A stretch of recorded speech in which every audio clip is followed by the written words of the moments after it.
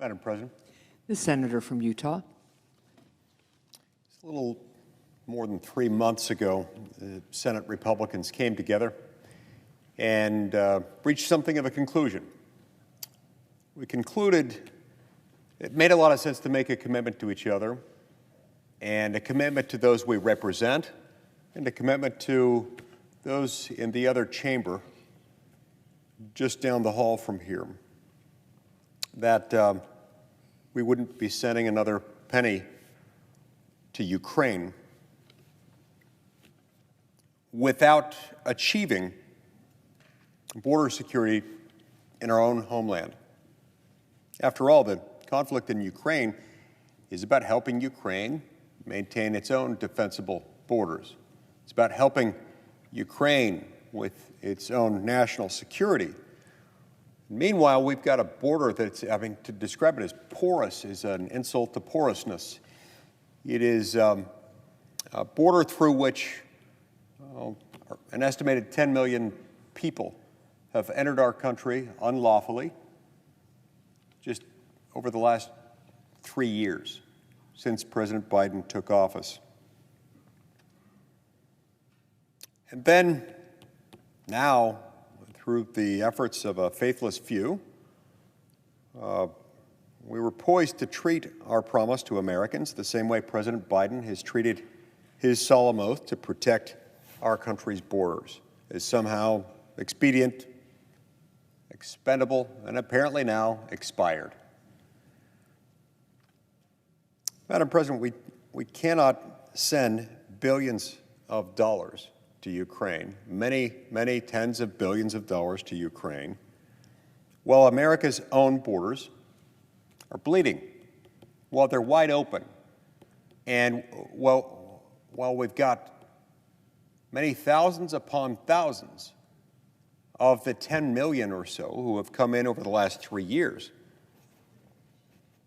who are coming in under circumstances that make them highly suspicious, to say nothing of the millions of others who came in. But just in the last few months alone, we know that thousands have come in from countries that are not in Latin America, from countries like Syria, Afghanistan, China, and a lot of other countries where we have a lot of people who don't like this country, who don't share its values, who don't share its vision, don't share its commitment to the rule of law, and who have come in here. We know nothing about them. They come in unvetted, in some cases unseen, but in some respects, it's even more troubling. The ones who come in that our government knows about, they are processed and then released.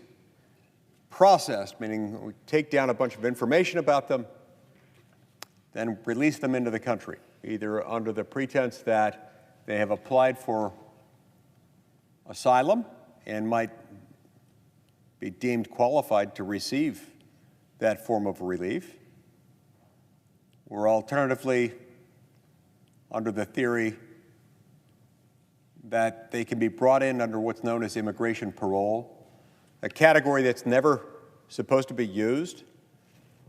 In fact, by law, it can't be used categorically to treat all people from a certain country a certain way.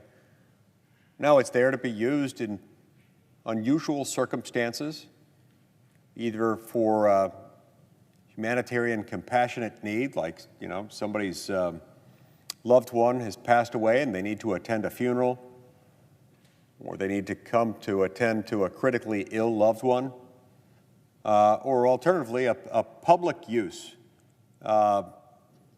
exception under immigration parole, such as somebody speaks a foreign language that's badly needed, where they need an interpreter. Very few people speak that in this country, and they've found one from somebody outside the United States. This is a way of getting them into the country for a short period of time. So sometimes they're brought in under the asylum theory, others under the parole theory. Others still are brought in under withheld removal, or just told you don't have to leave now. In many of these circumstances, the people who are released into the interior of the country are told at some point you will have a hearing before an immigration judge. We hope you will come to that. And by the way, your immigration hearing before the immigration judge may well be in the 2030s, may well be in 2035 or later.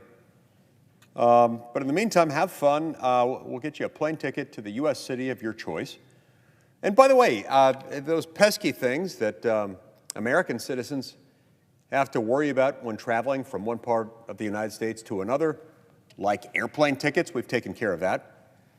Also, identification papers. Americans have to produce a photo ID establishing who they are at an airport. You don't have to worry about that either. We'll fly you anywhere you want. Have fun. Well, it's not long before international drug cartels pick up on the fact that this is a great source of revenue for them. It's a great source of revenue and also a great source of facilitating their other businesses when they can traffic human beings in large numbers. You see, these drug cartels are making many tens of billions of dollars every single year smuggling in human traffic into the interior of the United States. And why wouldn't they? People want the American dream. People like the opportunity to live here. Maybe for some, it's perceived as a great way to earn more money that could be sent back home. Maybe some want to live here permanently and make it their home. Maybe others want to inflict harm on the United States. We don't really know because we've thrown caution to the wind. We've just, under the failed leadership of President Joe Biden, we've just brought them in by the millions. It's been a really good deal for the drug cartels, who have made tens of billions of dollars a year as a result of this criminally negligent approach toward enforcing the border. Now, their approach to enforcing the border in these respects is non-enforcement. It's deliberate, willful non-enforcement, inuring to the great detriment, to the great harm, and presenting incredibly indefensible risks to the American people. This has gone on now for over 3 years. It kicked in, as I remember, right as President Biden took office. He started issuing executive orders, undoing things like the Remain in Mexico program, the migrant protection protocols, the safe third country agreements carefully negotiated by the previous administration, which also had had some migrant surges and surges of illegal immigration. But to its credit, the previous administration did something about it by putting in place these programs to guarantee that if someone coming into the United States without documentation across our southern border by land thereafter claimed asylum, for example, they would have to wait in Mexico, remain in Mexico, while his or her asylum application remained pending. Why does that matter? Well, statistics tell us that for every person who applies for asylum, every 10 people who apply for asylum, rather, fewer than one will actually receive it. Some say it's around 90%, others will say it's in the high 90s. The percentages of people who apply for asylum who are deemed ineligible for asylum. They're not eligible to receive it. And yet we receive all these people in here. So anyway, President Biden takes office. About that time, somebody asked Secretary Mayorkas, either just before or just after he was confirmed by the Senate, I don't remember which. They asked him a question. What would you say to people who were part of these migrant caravans that were by then traveling through southern Mexico, making their way toward the United States? What would you say to them? Now, the kind of answer you would hope and expect that we should be able to demand that we would receive from the chief immigration law enforcement officer in the United States should have been, don't come. Don't come. Why? Well, because the risks are myriad. You don't want to enter this country. with your first step into the country being an act in violation of our law. You don't want to subject yourself or your family members who may be with you to great risk to life and limb. You don't want to subject anyone, but especially women and girls traveling with those caravans, to the risk of sexual assault. The statistics vary on this wildly. At the low end, some say that the number is around 30% of the women and girls who were sexually assaulted in the journey. Others say it's much more likely to be in the mid-60% range of women and girls sexually assaulted along these horrible, dangerous journeys. And of course, women and girls are not the only victims of sexual assault along the way. Men and boys also have that happen to them. What's even worse, a number of these individuals, disproportionately women and girls more than men and boys, but I believe there are some in each category, end up being subjected to a form of sex slavery. You see, it costs many thousands of dollars to be trafficked into this country by a drug cartel. Many thousands of dollars. The higher the risk you are, the more distant the country you come from, especially if it's separated by an ocean from the Americas, the more likely you are to have to pay tens of thousands of dollars. If you're from Latin America, some are able to make the payment with a few $1,000s, $4,000, $5,000, $6,000, $7,000 maybe. Others pay a little bit more. Others pay a lot more if they're deemed high risk and they have to be smuggled in and they can't, for whatever reason, appear through a port of entry. Where do they get this money? These are people who, for those of us who have been down to the border, as I have many times even in the last few months,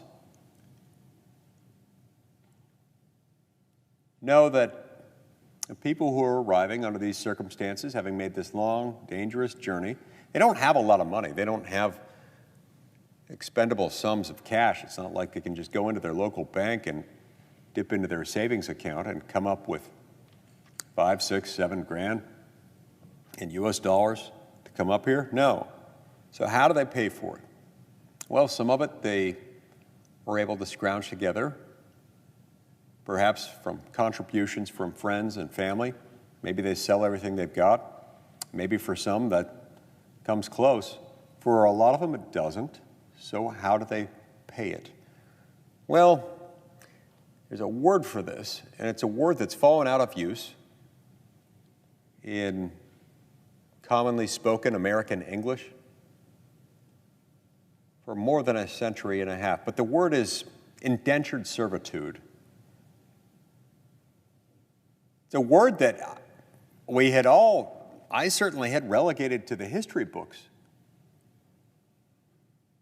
That's why I was stunned during my last trip to the border down in the McAllen, Texas area, an area where I lived,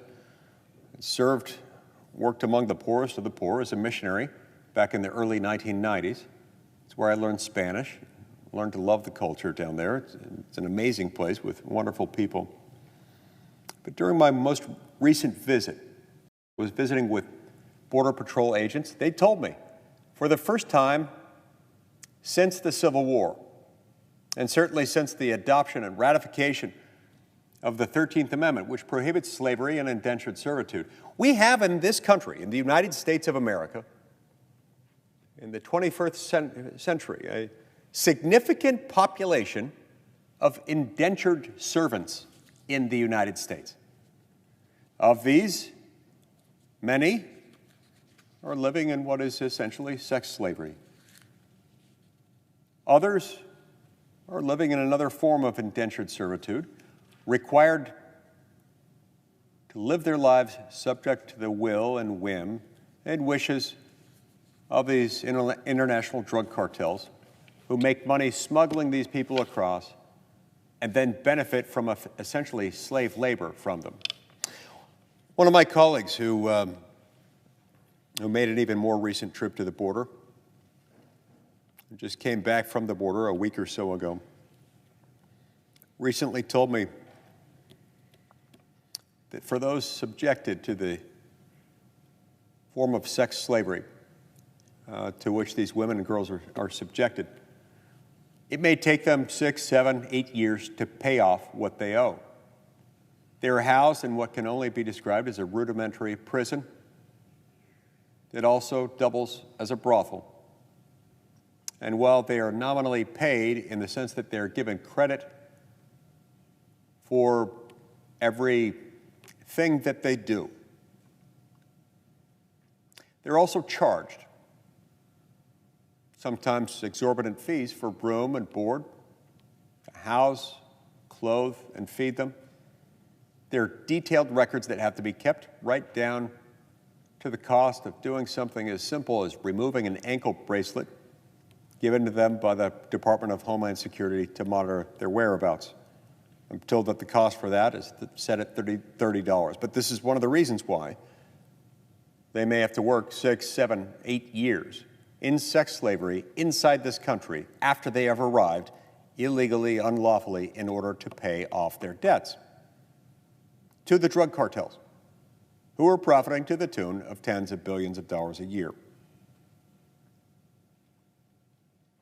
Most of the men are put to a different type of work, one way or another, moving parcels from one destination to another with their whereabouts closely monitored by the cartels the entire time. But let's get back to the fact that we have a significant population of indentured servants here in the United States once again. Why? What master are we serving by doing this? What good is being advanced by such lawlessness? And at what cost? At what price? Let's think about what this does to neighborhoods, to communities, to schools, to churches. All those people out there who do everything they can to lift up the hands that hang low, to serve their fellow beings, to find those less fortunate themselves and figure out ways to help them. When their soup kitchens and their homeless shelters, even their church pews, even their schools become overrun, they're less able to do what they need to do. And I fear, Madam President, that we as Senate Republicans, having made this commitment to each other and to the American people, and then having abandoned that commitment, as we've done in connection with this, and we will have done should this legislation pass into law without a single shred of border security forcing language in it, we will have done them a grave disservice. We will have done them a grave disservice after promising to help them. That saddens me. I don't understand why we would do that to them. I don't understand why we would do that to ourselves, why we would do that to the American people after having made that commitment as we did. This isn't trivial. It isn't light. These aren't things that are just fun to talk about. In fact, I detest talking about things like human trafficking, about sex slavery. It's not pleasant at all. But we must talk about them, because if we don't talk about them, we cannot fix them. We alone are in charge of funding this government. We alone in this body are equipped to recognize that there are not many ships that pass this direction that are of such import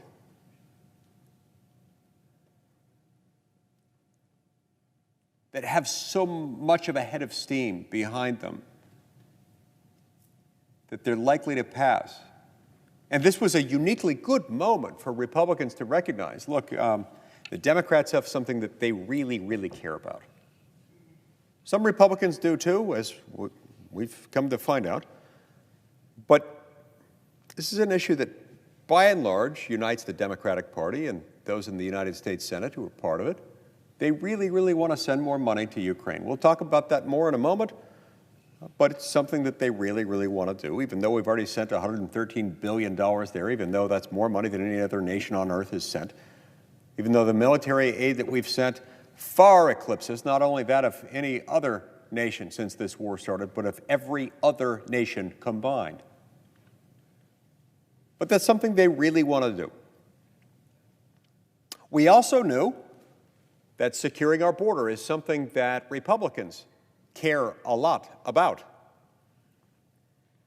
I wish it were not only Republicans who cared about our border security, and I'm sure that on some level a number of our Democratic colleagues do too, but just maybe not in the same way that we do. Not enough to call out the president from their party. I know that can be difficult, but maybe that makes some of them uncomfortable. I don't know. It's not for me to say. But the point is this. Most Republicans in Congress feel, or at least profess strongly to feel, a strong need to secure the border, and most Democrats feel very passionately about securing Ukraine's border. Some overlap between those two, I get it. It's an overgeneralization, perhaps. But it's a point that Republicans in the Senate saw, and we realized, gosh, maybe, just maybe, we can cobble together and harness this desire to send more funding to Ukraine on the left with the corresponding desire among Republicans to secure our border. So it was on that basis that we made that commitment about 3 months ago.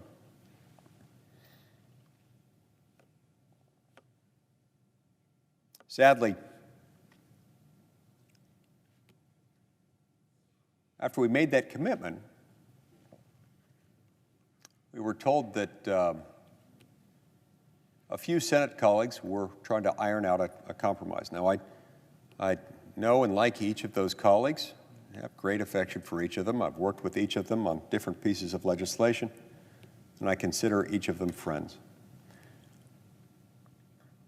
I don't know how it went in the Democratic caucus, but I can tell you from my vantage point in the Republican conference, we were kept completely in the dark on the contents of that legislation until a week ago Sunday at 7 p.m.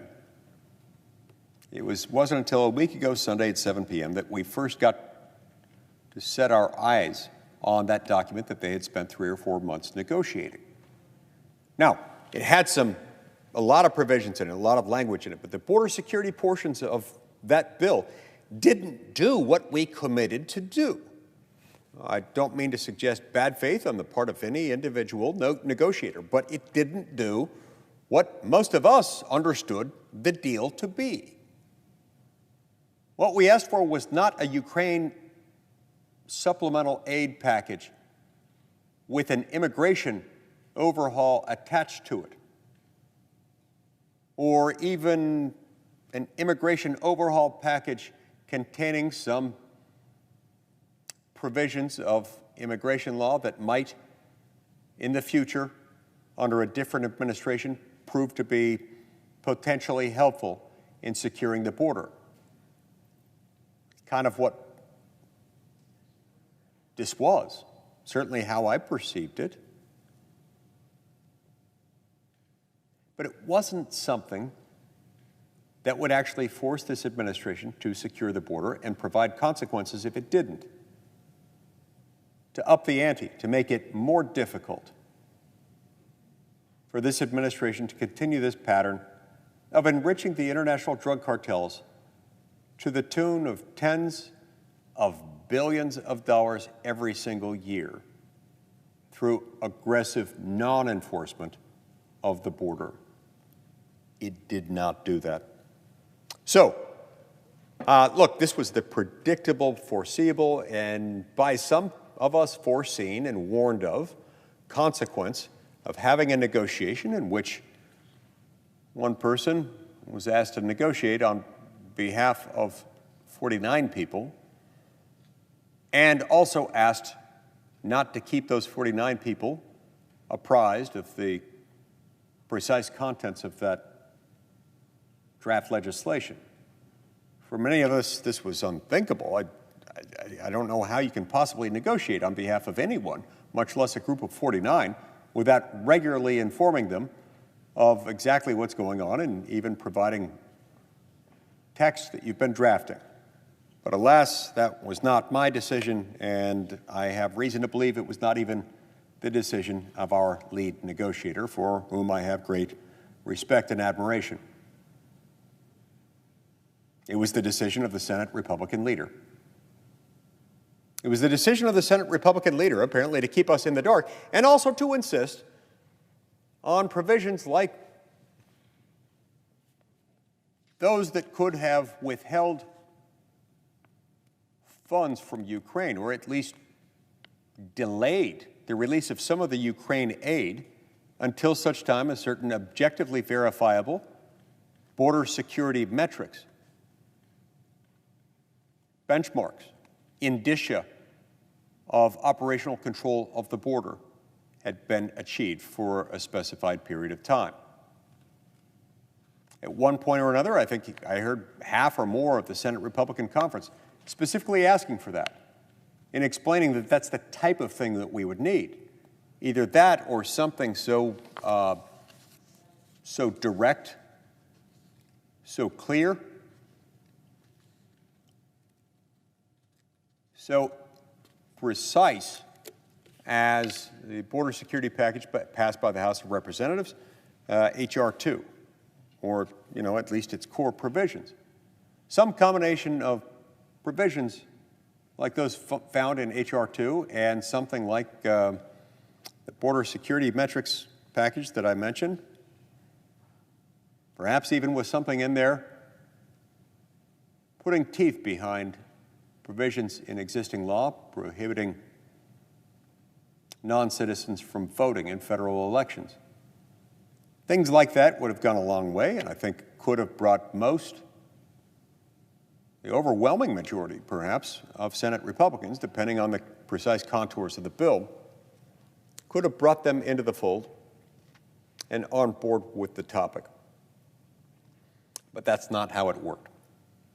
So when we discovered that that's not the legislation that we got, even though that was the legislation we asked for, and that we anticipated, and that we committed to each other and to the public and to our voters and to our colleagues down the hall who felt the same way, upon discovering that that's not what it was, within 24 hours, it appeared that that bill was going to go nowhere. Within 48, maybe it was 72 hours of the release of that text, all but 4 Senate Republicans had voted against that measure.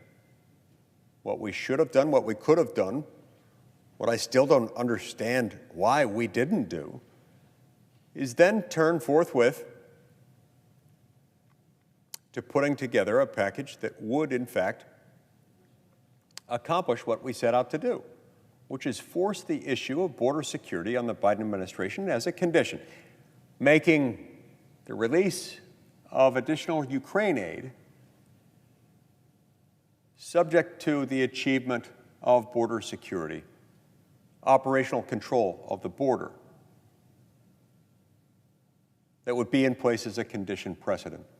This didn't happen. But after that didn't happen, oddly enough, 17 or 18, I think it's back down to 17 now, of my Senate Republican colleagues having made that commitment to each other, to their voters, to our colleagues down the hall, to the American people, to governors, to communities, to school principals, all these people who are relying on and affected by our decisions, especially in communities that are being overrun by people not of our land, people entering not according to our laws, in fact, contrary to our laws. We let all of them down. 17 Republicans then decided, well, do you know what? Notwithstanding that commitment, heck with it. Let's just go ahead and pass all the foreign aid stuff. Let's pass all the foreign aid without any border security. Let's help Ukraine with its border security problems, but let's leave ours out there. This may well be the last real opportunity we'd have to do that in this administration. How many more illegal aliens will be brought in? How many more people will come in who are on the terrorist watch list? How many other people will come in from countries that themselves raise suspicion, given the concentration of people who hate our country in those nations from which they came? So why did these 17 Republicans just decide to turn their back on the promise that we had made and on the people who were relying on that commitment? I really don't understand. Nor do I understand why, once we got on the bill, as we approached the bill, we were told by a number of those 17, well, don't worry about it. Once we get onto it, we can have an amendment process. We can at least process amendments. We can have votes on amendments. It'll be fair and open as an amendment process. Don't worry about it. Then we got onto it. And what we were told is that, no, sorry, turns out we don't really need your votes anymore because 17 Republicans agreed so eagerly, so willingly to go along with us even without any of those commitments. We don't really owe anything to you. So I came to the Senate floor, was here most of the day on Saturday, stood here for 4 straight hours, talking about different amendments that I wanted proposed, calling up amendment after amendment. Most of my amendments were germane to the bill, asking that they be made pending. They received objections each day, not from Republicans, but from Democrats on the floor. Those Democrats who voiced objections voiced them again and again and again, saying, in essence, you as Republicans had your chance. You blew your chance. You had your chance at a border security reform package in this bill, and because you didn't take it, you don't get any input into this bill. There was nobody else here at the time who was offering up amendments, asking that they may be made pending, so it wasn't a question of the Senate being just flooded with people wanting their amendments to be pending at the time. This wasn't one where we had bipartisan objections to it. No, these were just Democrats, not Republicans, doing it. What was even more shocking is that after that happened, after amendment after amendment, germane amendment after germane amendment, was rejected from consideration, was not allowed to be made pending. See, when we make something pending, we just sort of put it in a queue of sorts. It says this is something that we're going to dispose of. It's something we're going to address. Maybe we'll dispose of it by a roll call vote, maybe a voice vote. Maybe it'll be disposed of by a point of order, motion to commit, or a motion to table. Maybe if it's a non-germane amendment and we haven't disposed of it by the time cloture is invoked, by the time we decide to bring debate to a close on the bill, then it will fall out and just won't be covered. But no, this was just too much to ask. But what was really shocking and really disappointing was the fact that even after that happened, a number of Republicans, even some of the same Republicans who had said, yeah, we'll stand with you, not another dime to Ukraine until we get the border secure, and then had said, yeah, we'll stand with you now that the border security deal that we received for the first time a week ago Sunday at 7 p.m., and that all but 4 Republicans voted against, now that that failed, don't worry, we'll have an open amendment process. And then those same Republicans, a number of them, blamed the failure for us to process even a single amendment on this, not on Democrats who had made those objections, but on Republicans, but on the same Republicans, on people like and including me. I hadn't objected to a single other amendment being processed, not one, and yet I was told that I was part of the problem. I don't get it. Sometimes I wonder why somebody would run as a Republican only to take one of the issues that really should be bipartisan, used to be bipartisan, has now become partisan, but apparently now a lot of Republicans don't care about that much because, by golly, they're going to make sure that Ukraine gets funded and they don't want any conditions attached to it. And then they're going to dismiss, denigrate any Republican who expresses concerns with the bill. Not all of those concerns, in fact, most of them related on the amendments that I tried to make pending the other day. A lot of them dealt specifically with things that don't have to do with the border. I had others that did, and I talked about those. Those were rejected that day, but so too did my amendments that deal specifically with the Ukraine portion of the bill. For example, I raised some concerns about aid that might inevitably will flow to Gaza and end up helping Hamas, possibly to the tune of $9 billion or so on the high end.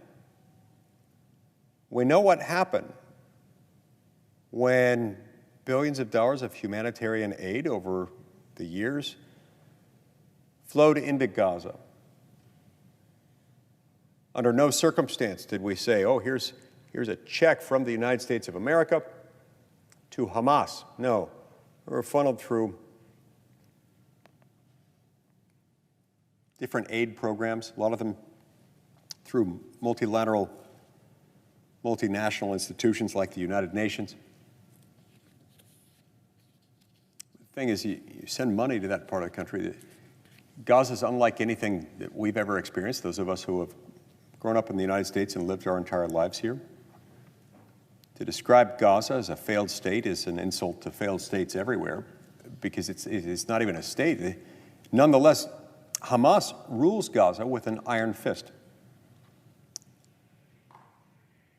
And if you send money to Gaza, it is literally impossible to keep that money, keep those benefits out of the hands of Hamas and to prevent it from benefiting Hamas. It's one of the reasons why October 7th was made possible, this elaborate network of tunnels, all sorts of things, all sorts of benefits. Under the banner of international humanitarian aid that went to Gaza, helped Hamas. It strengthened Hamas. And yes, it led to October 7th. Now, lest you think that that was the end of it, October 7th is just a prelude to other things to come. Because by the time Hamas and other Iranian proxies in the region have their say, what happened on October 7th in Israel will look like a Sunday picnic. So I raised concerns about that in one of my amendments. In another one of my amendments, I raised concerns about the fact that of the roughly $8 billion or so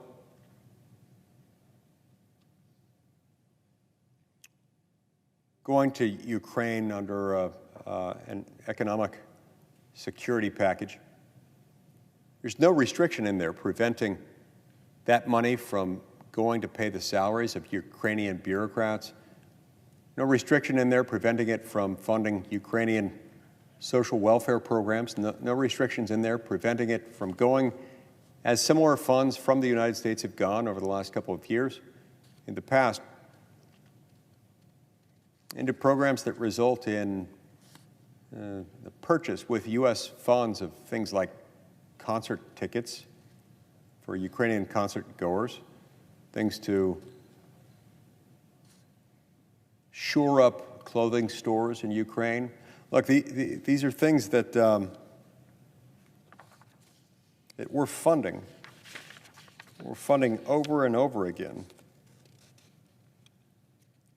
specifically as a result of this largesse that we're pouring into Ukraine. And we're doing all of this at a time when the American people are suffering under the oppressive yoke of Bidenomics, where it's costs the average American household an additional $1,000 every single month just to live, just to put gas in the car, groceries in the fridge and the pantry,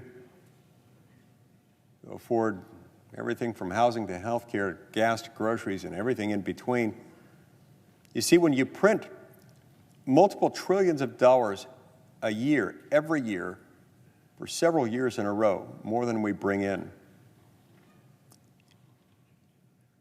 inevitably it starts to have the same effect of just printing off more money, which is essentially what we're doing.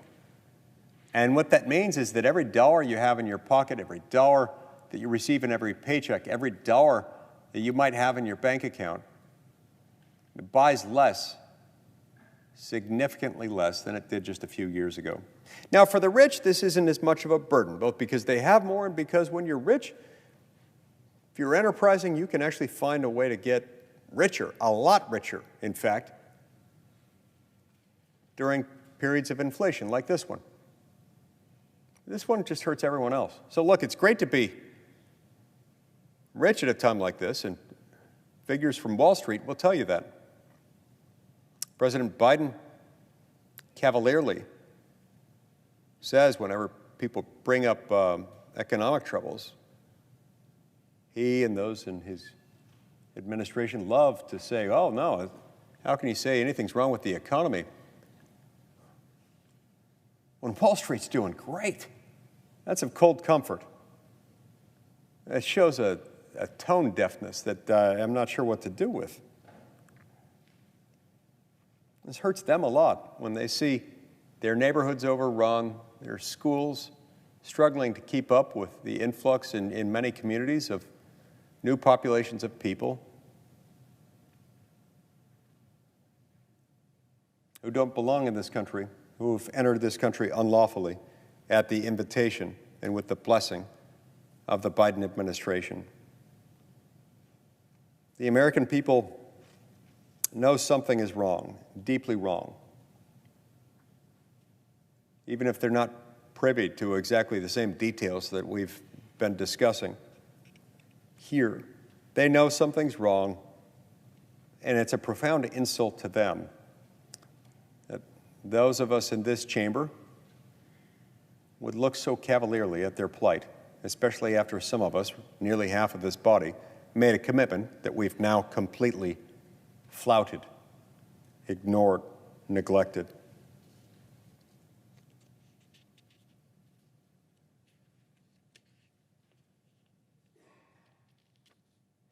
So, back to Saturday. It was Senate Democrats who objected every time I raised one of these amendments to even considering any kind of an amendment. My Democratic colleagues said that, quote, MAGA extremists had their chance, close quote, implying that when Senate Republicans rejected the border bill, we somehow forfeited our right to offer amendments. When did that become the principle of this body? When did we accept that if you disagree with the legislation before the Senate, that if you don't plan, intend, or irrevocably commit to supporting that legislation in the end, that you forfeited your right to offer amendments, to offer improvements, to make changes to the bill, to make one provision better or another provision less bad, so that we first do no harm, as is our obligation? When did we become slaves to that principle in this body? When did that become our governing principle? When did we accept that if you disagree with the legislation before the Senate, you can't try to fix it? Where is that written in the Senate rules? When did that become a custom here, or even acceptable here? Now, I would hope my Republican colleagues would unite to completely, emphatically disavow this view, which, to the extent accepted, will continue to trample on the rights of the minority party and disenfranchise the voters we represent. But I'm afraid that some of my Republican colleagues are now entertaining this view and, in fact, fanning its flames, becoming some of its chief advocates. One of my Republican colleagues, the senior senator from North Carolina, reportedly said yesterday afternoon, quote, "You don't put forth 80 amendments and say that you won't negotiate and time agreements and be taken seriously.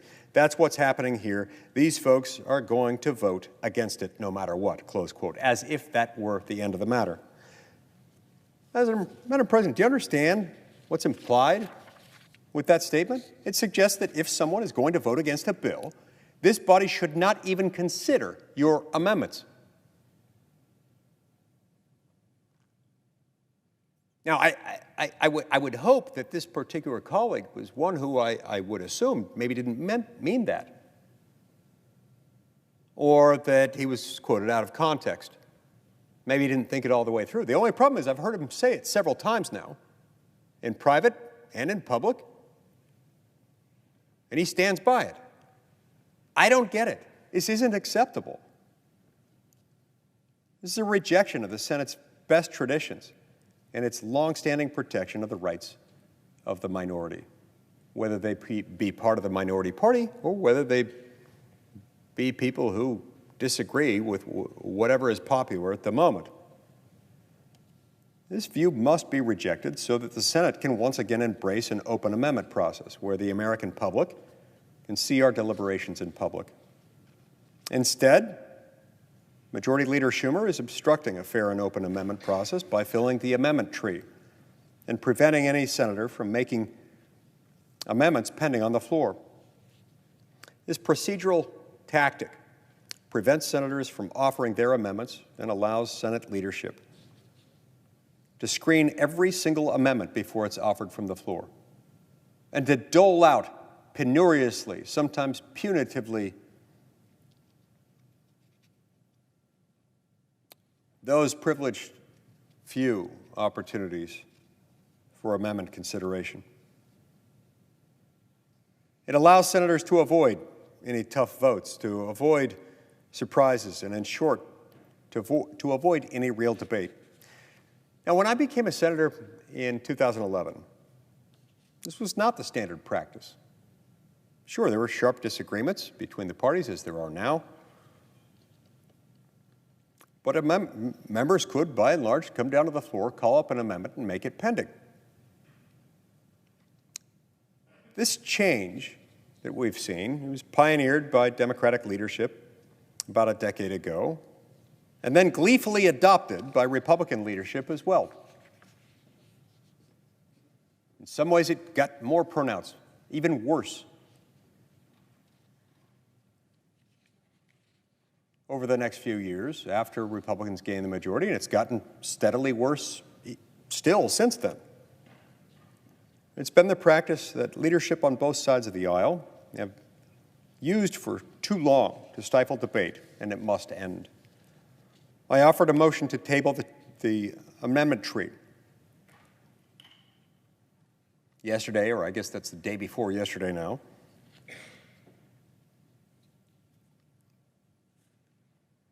Given that it's now Tuesday morning, so that my colleagues could make their own motions, their own amendments pending. But every Democrat, and unfortunately even some of my Republican colleagues, voted against this. This vote shows that Democrats are not serious about the fair and open or the fair and reasonable amendment process that we were promised before getting on this particular bill. So, I had hoped and I had asked that Republicans unite and demand a better process from our Democratic colleagues. I had urged that we demand an open and honest amendment process on the Senate floor so that the American people could see where we stand.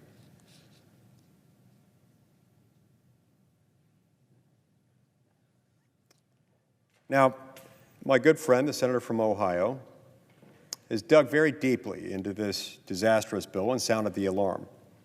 This legislation contains provisions requiring the next president to keep funding a proxy war in Ukraine, even if the circumstances have changed, and even if the American people elect a president, specifically because he promises to find a peaceful end to this conflict.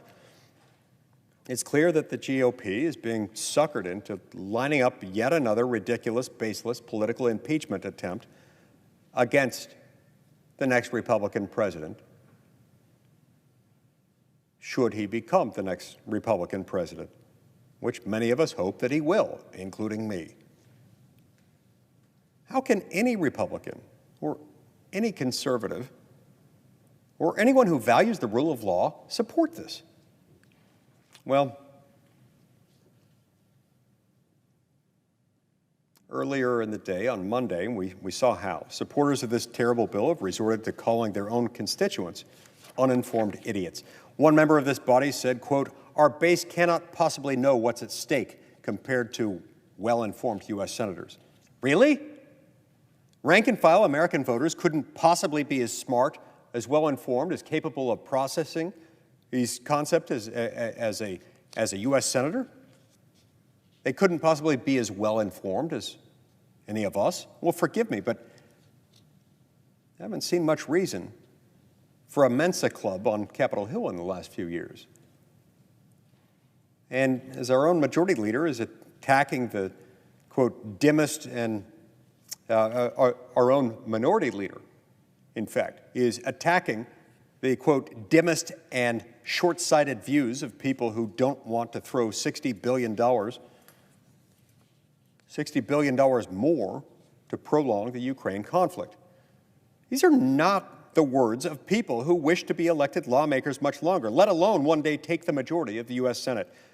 Madam President, I, like many of my colleagues, made a commitment, and I think it's important that we as Republican senators acknowledge that we made that commitment and not just pretend it didn't exist, as 17 of my colleagues seem hell-bent on doing. That's why I didn't support cloture. That's why I will not vote to send aid to Ukraine without securing our southern border. On Sunday, I came down to the floor again to ask again that a fair and open amendment process be held. So I made a motion to table the motion to recommit. I did so, you see, because I care about the rights and the perspectives of my colleagues in this chamber. I believe that filling the amendment tree and being forced to cave to the demands of the leadership of the opposite party was something that was being forced on us quite unfairly, quite wrongly. When I ran for office, I understood that I may have to take tough votes from time to time. As we're often told, if you don't want to fight fires, don't sign up to be a firefighter. And if you don't want to take tough votes, don't run for any legislative office. This is just part of the job. So I ask that each member of this body be able to offer amendments and to debate those amendments as he or she chose. My colleagues decided to decline that proposition, voting against it. The Senate cast its final cloture vote to end debate a few hours ago. Republicans, as we approached that time, continued to ask for more amendments, but continued to be blocked. To my colleagues, I'd remind them we didn't have to vote for cloture. Not a single Republican had to vote for cloture last night. The bill as drafted doesn't have to pass even today. Even though cloture has been achieved, it still doesn't have to. But last night, as of last night, Republicans couldn't resist the temptation, 17 of them, to help. Democrats couldn't have passed it on their own. 17 Republicans chose to help them.